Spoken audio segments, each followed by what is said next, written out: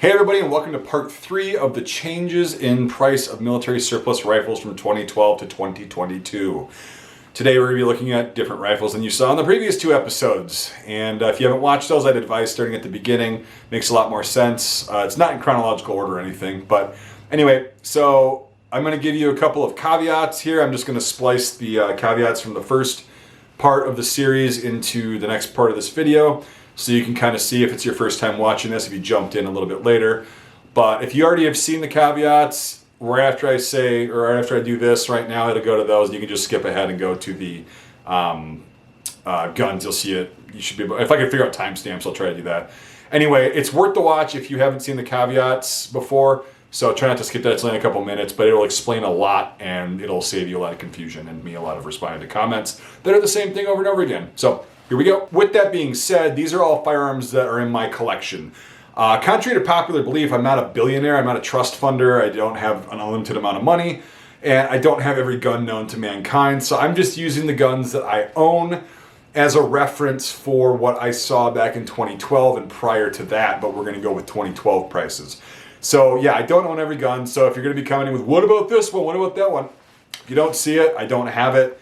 And that's just the way it is. I've also been collecting for 20 years, so I didn't just get these all, again, from a trust fund in, a matter of 6 months or whatever. It's been a long time, and I've traded a lot, so there's a little caveat there. So yeah, and then another little thing is I'm going to explain this a little bit in these videos as well, just to kind of remind you. We're going by the condition of the piece that you're going to be seeing in front of you, not necessarily, because it's so subjective with military surplus. It was less subjective back in the day before it became a complete collector's market. As far as condition, manufacturing, different marks and all that stuff. So just kind of take that into consideration too. I'm going to be going by the example in front of you in the camera, like the condition and all that stuff, and just give you an average price. Now the prices are prices that I personally witnessed, not just from one source. If you get your pricing from 1 or 2 sources, that's not good. You need to use an empirical method to get the best deal. Otherwise you're going to go broke real quick. So I used, GunBroker is not really an accurate assessment. People do pay a lot for stuff on there. I use other auction sites like private auction houses that utilize platforms like Proxybid, HighBid, and all that stuff, and kind of use the empirical method to see what things are going for nowadays. Local gun stores, online sales from person to person, or collector to collector rather, and just what people have been saying they've been seeing things for at gun shows and whatnot. So taking all that information and compiling it together, that's what I've come up with. It's also US prices. I don't care about Canada or Europe or whatever things cost over there. Our market's a lot different. It's not comparable. So anyway, I think those are all the caveats I have. Maybe I'll add something later on that I missed, but that should be it. So without further ado, strap in and let me know what you think in the comments after you see these price differences. And let me know if you still think that it's inflation, which I said in the pistol video. Inflation means that the Big Mac meal, the #1 at McDonald's in 2012, was around $5. Now it should be around $8 to $10, not 25 to 30. So, yeah, we'll just go with that. Let me know what you guys think and enjoy. All right, we'll start this one out with a family-friendly classic, the SKS. This particular one's a Chinese Type 56 that was sent to Albania as aid in the 60s or 70s. Saw some pretty heavy use being carried, possibly in the chaos in the 90s and stuff. But anyway, I don't know the history behind it. I just know that it's an SKS and it works and it shoots great. So back in 2012, I don't remember seeing a lot of particularly Chinese Type 56 surplus SKSs, although they were out there on the secondary market. But as far as the primary market, these came in a little bit later. But the ones that I did see, the Chinese ones specifically, were going for about 175 bucks. And yeah, I'm not joking. In this condition, the nicer ones are probably going for about 200, but again, we're going with what we've got in front of us as these examples. So we're going to say 175 bucks for a Chinese Type 56 SKS. Nowadays, you're looking at 450 bucks for one of these bad boys. The broken stock ones are cheaper, the nicer ones are more expensive, but this particular example is about $450 nowadays. There's a lot of variants of the SKS. I only have 2 of them. I'll show you the next one next. We'll talk about that a little bit, just to kind of give you an idea that all SKSs have increased significantly in price. All right, like I said, another variant of the SKS is the Yugoslavian M5966 SKS. They're both, all SKSs are chambered in 7.6239 standard out of the factory. I should have mentioned that, but I guess that was common knowledge. Anyway, so this one I got back in the day, and I paid a little bit more because I bought it a few years after 2012, but in 2012, these things were going for about $225. in this condition, and nicer actually. So $225 for a Yugoslavian M5966. Yeah, I know, it's amazing. They were great. I should have bought more of them. This is actually my favorite variant of the SKS. Just a little side note. I love this thing. Great shooter. Really fun to shoot. Very, very accurate and easy to handle. Anyway, nowadays, a 5966 honestly has been running for about $650 for one of these in this condition. I don't know why that hike happened so quickly and so fast. The supply dried up, but there's still tons of these things in the country. So this is one of the more increased prices on a really common surplus rifle, and I don't know why. Again, that's kind of the nature of the beast. That's why I'm making these videos. So yeah, we got the Yugoslavian M5966. Now for a really fun one. The Lee Enfield, the short magazine Lee Enfield #1 Mark III. This is a Mark III Star. These were extremely common for many years, and they were still in the primary market around 2012. But this one happens to be an Australian World War I dated one, which is going to make it worth a little bit more, even back then, about 10-15% more than a British one. But I'm just going to kind of go just as a standard #1 Mark III, like a British one. And people that didn't know that Lithgows were worth a little bit more. Back in the day, in 2012 and prior to that, these things were going for about $200 a piece, and I'm not joking with that. Now, they were actually pretty affordable for a long time, and then, again, Battlefield 1, all these other video games, and the World War I Centennial and all that stuff. Any World War I firearm, pretty much by the end of the 2010s, was astronomically priced. Everybody and their brother wants one of these, and including myself. I had one years ago, actually I had two. Ended up having to get rid of them, and then finally got this one back in my collection a couple years ago. It's nice to just have an example. And these things, again, $200 in 2012. These are now $700 to $800. We'll say $750 just to kind of meet in the middle for a nice condition #1 Mark III like this. Yeah, they've been going for a lot. I've been watching them. Some go for less, obviously. Some go for more, but on average, $750 for just a standard shooter grade, decent example of a #1 Mark III Star. So there's that. Keeping on a little bit with the Enfield theme, this is a #4 Mark I Star. But I'll kind of tell you both the #4 Mark I's, which is the British variant, and the #4 Mark I Star, which was the US manufactured, and like this one, a Canadian manufactured example. So the Canadian ones and the US Savage Mark I's are always going to command about a 20% premium. So I'll just tell you the price of the British #4 Mark I's, even though this is a Canadian one, and just factor in about 20% more. So in 2012 and before that, #4 Mark I's were literally everywhere, and they could be easily had for $175. Yes, $175. The Canadian ones were a little bit more, of course. So you're looking at about $2 to $2.25. Still very affordable. Same with the Savage ones. So these are, yeah, $175 for the British ones. Nowadays, a British one is going to run you at least $500.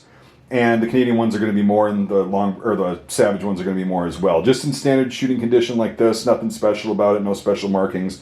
So yeah, it's pretty insane, but that's what it is. And another one of my favorite rifles. All right, so keeping on kind of with the last of the Enfields in this collection, we've got the Indian 2A. This differs from the 2A1 because it's got the #1 Mark III rear sight on it. That's calibrated for 7.62 NATO.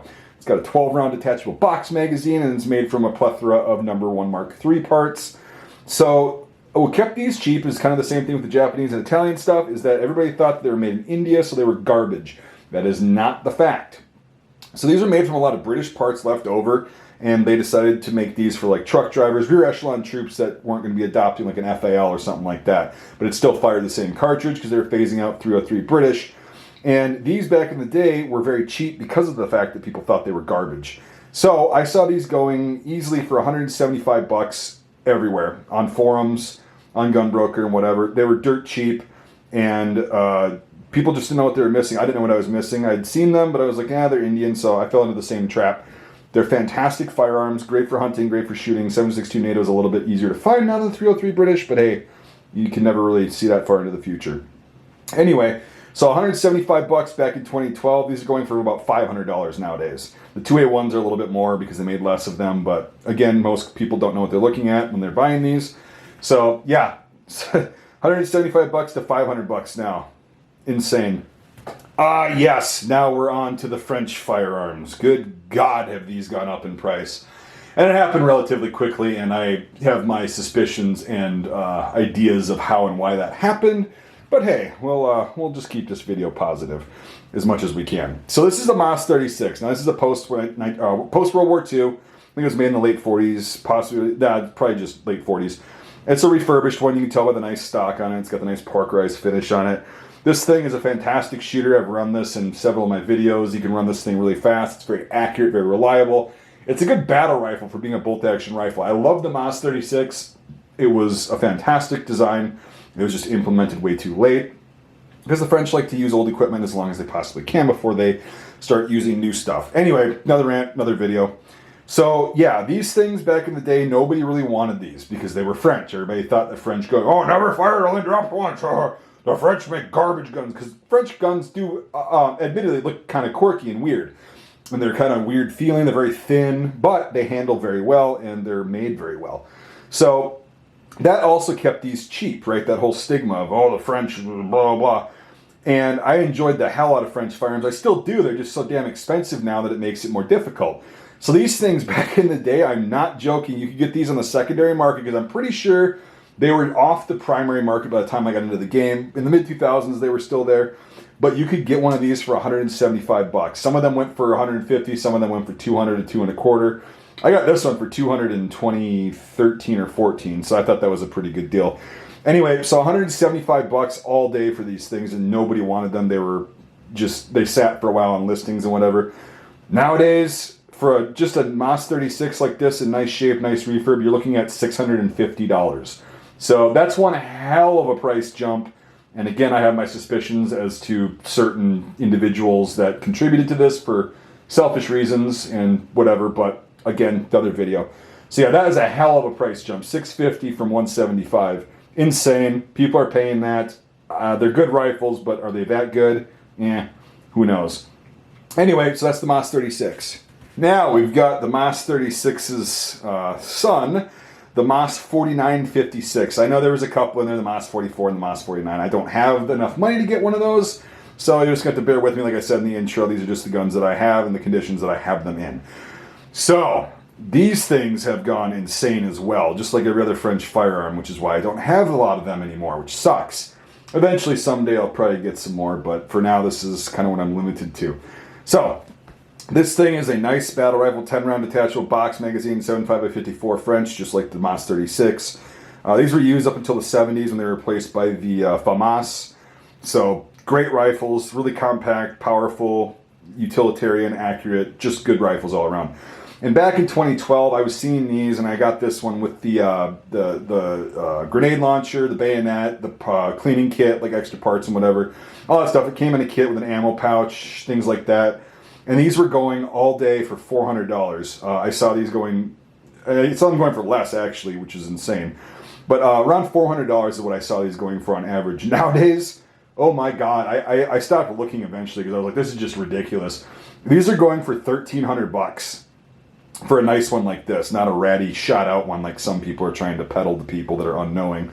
But these are $1,300 nowadays just for the rifle itself, and that's unbelievable to me. So anyway, it's French firearms have taken, like with Soviet and German firearms, they're on the same kind of level of exponential increase in price for supply and demand. Sucks, but I'm glad I got this one, and I've made a video on the story about this one, but I'm going to probably make an individual video on this. It's a really cool story about this particular rifle in general for, me, and I will never ever get rid of this because of that. So anyway, there's the MAS 4956. All right, here we go. We finally got to it. The German KAR 98K. German 7.92 57mm Mauser, and was a standard infantry weapon of the German military, the Wehrmacht, in the Second World War, and was used subsequently up until this day by random forces throughout the world. One of the most popular Mauser rifles ever made. So, this is a German one. It's a bolt mismatched, a Sentry import, probably from the 90s. I know the history of this rifle, but again, not in this video. We'll keep it short as possible. And these things are another victim of video games, people just getting into history, the internet, all that stuff. These things used to be all around, and you could get different grades of them, different markings, of course. It's an insanely niche and intricate collector's market for all the different markings. But this is just a standard Mauser Oberndorf 1938 and 42 rework K98 with really nothing else special about it. Again, it's a mismatch, but that's probably done in the refurb process, because it is an import. It wasn't just one of those that had the bolt swapped out. Anyway, I'll get to the price. That's what you guys came here for. So, 2012, you could go to local gun shops, you could go online, you could go to people that were just selling these secondary market. There's so many of these floating around the United States. I just wanted an example that was German so I could do reenacting and just have one as an example. I've hunted deer with this successfully. It's a fantastic rifle.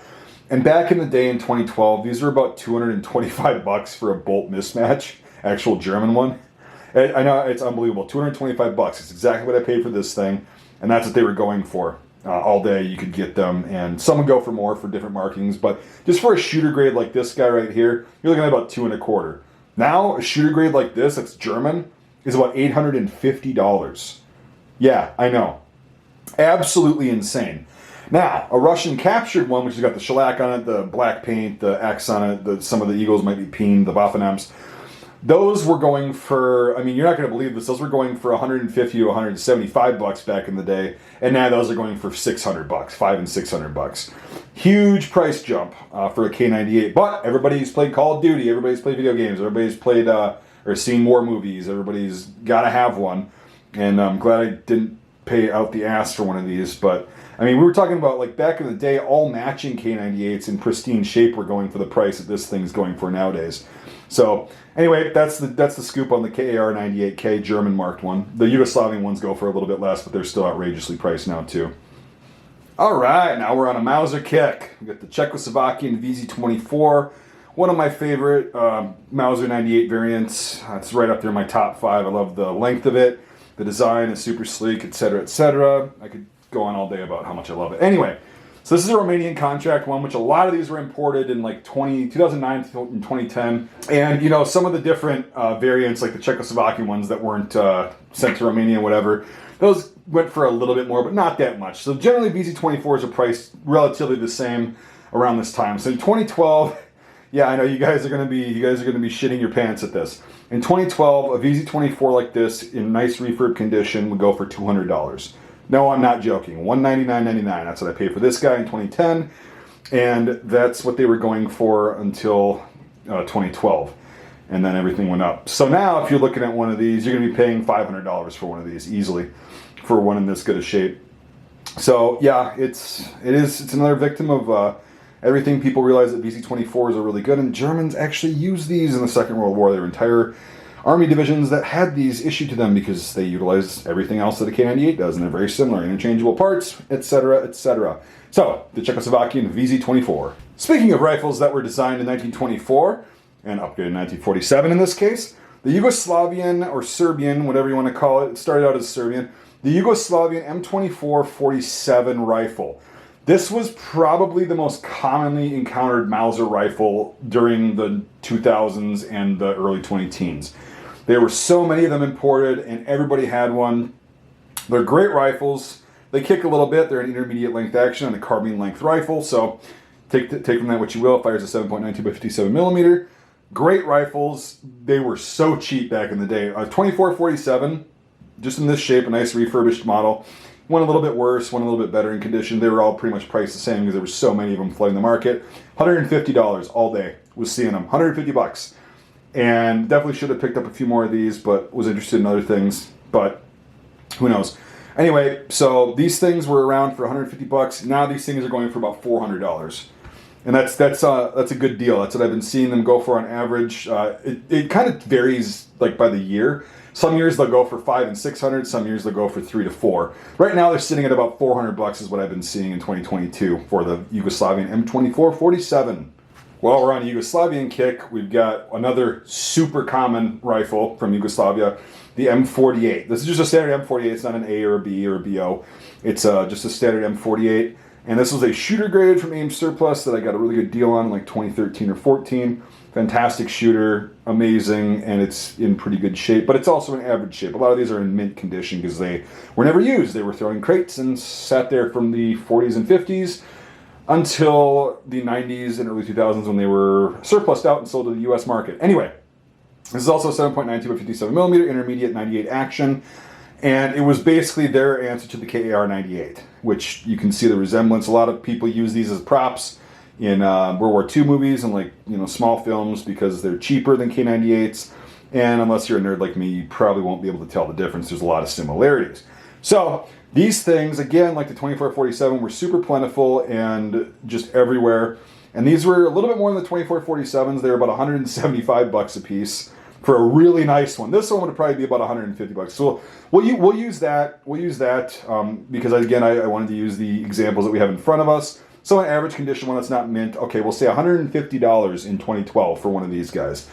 Now, for an M48, you're looking at $500 for one like this. That's what they've been going for. It's insane to me because they're one of the most common Mauser rifles on the market and always have been. So I guess that's just the reality we're facing nowadays. So yeah, the M48 Mauser. And we'll end this video with kind of an oddball guy, the Turkish M48 forestry carbine made from Berthier 07 15s and other Berthier variant rifles chambered at 8x51 rimmed. Or 8x50 rimmed, I don't know. People call it different things. The 8mm Lebel, we'll just call it. So there's a whole story behind these, and they're really cool, unique rifles, but they were on the market, and they still are on the secondary market if you can find one. Had one years ago, again, had to sell it when times got tough, and then reacquired one a couple years ago. So back in 2012, I saw these going easily all day for 200 bucks because there was a massive flood of them. They were not in shortage. You know, they made only about 5,000 of these total, but people didn't want them. They were like, oh, they're Turkish and French. Oh, it's double whammy of garbage. So they weren't super popular on the market, but they were still around to niche collectors, and I love these things because they're so cool with the history behind them. I'll make a separate video, of course, on this, a couple of videos eventually. Anyway, so these are 200 bucks back in the day. These are about $600 nowadays if you can find one in just average shape like this. Some are nicer than others, some are more ratty. But yeah, these have gone up quite a bit because of the fact that people know about them now, again, because of certain people on YouTube and stuff like that that have drawn attention to these. Anyway, that's that. It's a fun little rifle. We'll conclude part 3 of this video so it doesn't go too long. And yeah, I appreciate you guys watching. If you have any questions or anything, comments, throw them down in the comment section. Make sure you like this video and subscribe to the channel if you haven't already. Also share this video out for people that you think would love it. That really does help the channel with the algorithm and stuff like that too.